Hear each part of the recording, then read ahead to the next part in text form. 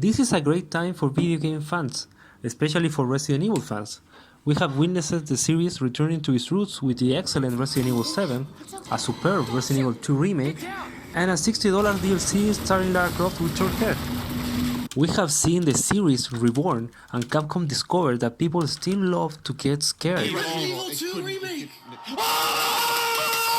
And would pay anything to see the beloved title come back with photorealistic faces and ray tracing, which is demanding as f***. After they remade Resident Evil 3, it was a matter of time for fans to demand a Resident Evil 4 remake. I'm going to discuss this matter on this video. Resident Evil 4 was released on January the 11th of 2005 for the Nintendo GameCube, and it was such a success that they also released it for the PlayStation 2, PC, and every other system till this day. They even released it for the Nintendo Switch 15 years after its original release. What I'm trying to say is that Resident Evil 4 never left. It has been present during all these years, being re-released for every new system that comes to shelves. Rockstar is currently doing the same thing with GTA 5. Release a new game already! I think it's safe to say that it has been enjoyed by people that wasn't even born when the original came out. This did not happen at the same level with the first 3 Resident Evils. That's why the remakes were so reasonable and well received. When I heard about Resident Evil 4 being remade, I was excited of course, but I was expecting something a little different, I don't know. Like I said, this is a game that has never stopped being released. It has been released more times than Skyrim. So in my opinion, what's the point of remaking a game that is so present and relevant? On June the 11th, the PlayStation 5 was announced with a bunch of games.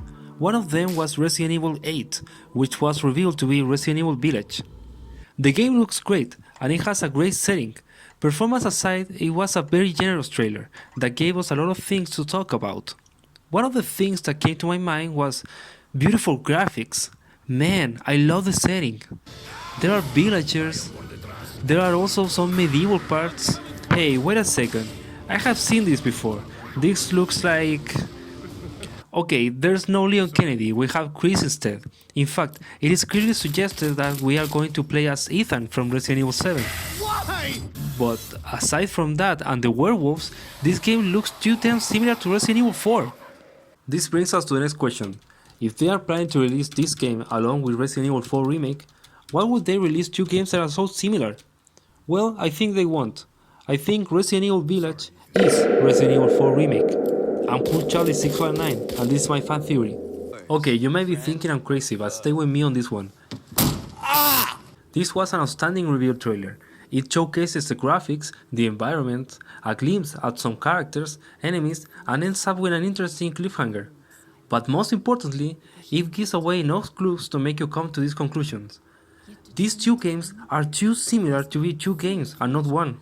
Let's make a quick review at the reveal trailer shown on the PS5 stream. The Village. Both games are set in what seems to be a European village. Resident Evil 4 has 1/3 of its game in this setting, and Resident Evil 8 has it even in the title. We can also see in the trailer some villagers, although they seem pretty friendly this time around. Also, some of the locations like this cabin and also this chart looks pretty familiar. But Charlie, the village is just one portion of Resident Evil 4. This is a complete new experience. Yeah, right, but Resident Evil 4 also has 1/3 of its game set in a castle with medieval looking people and themes. Do you know which other game has a strange medieval looking people? You guessed it, Resident Evil 8. And what about this mysterious fella? This image, along with Chris's, has been on the thumbnails of every Resident Evil 8 video throughout YouTube. This Spanish-looking middle-aged guy has some mysterious vibe. Does he ring any bell to you? In my opinion, he has some resemblance with a very likable character that had a short run in Resident Evil 4. Yes, I'm talking about Luis Serra. In Resident Evil 4, he was a Spanish local that crossed paths with Leon and had a memorable showdown in a cabin. Adios, Leon.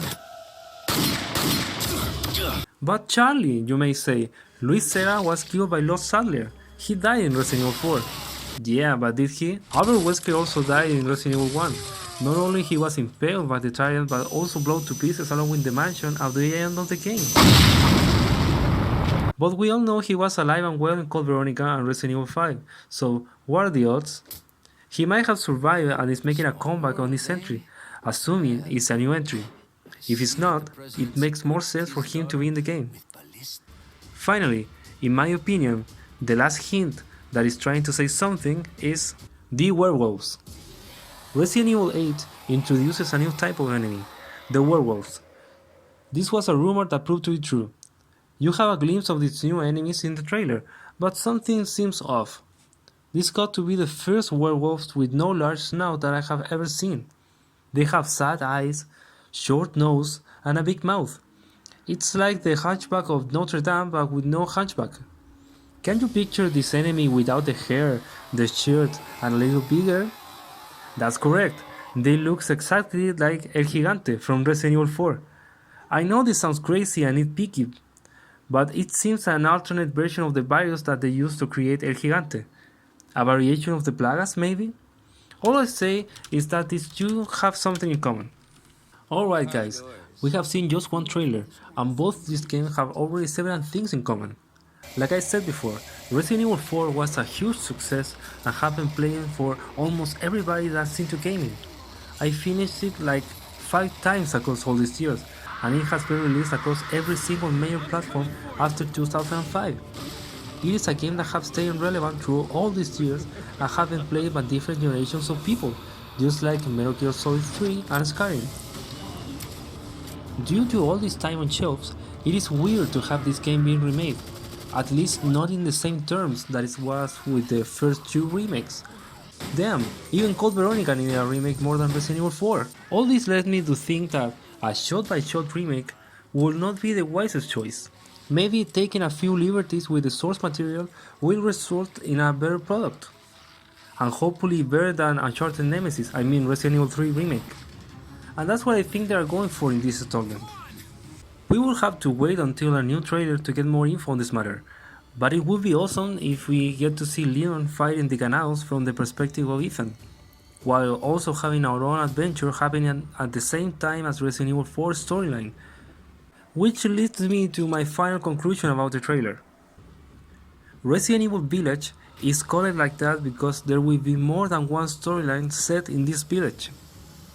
The first being the one shown at the trailer and the other being Resident Evil 4 Remake. Maybe Resident Evil Village is called like that because we have more than one storyline set in the same village, one for Leon Kennedy and the adventure we all know and love, and a brand new adventure with Ethan, with characters like Luis Serra being part of both storylines. Now that would be a damn good game. What do you think about this idea? Does it make any sense to you? Do you have any crazy theories of your own? Either way, I'm feeling confident about this new entry in the series. It gave all the right vibes in terms of atmosphere and tone. They may have fucked up Nemesis Remake, but this seems like a step in the right direction, and I'm looking forward to help Ethan survive this one. Goodbye. Why?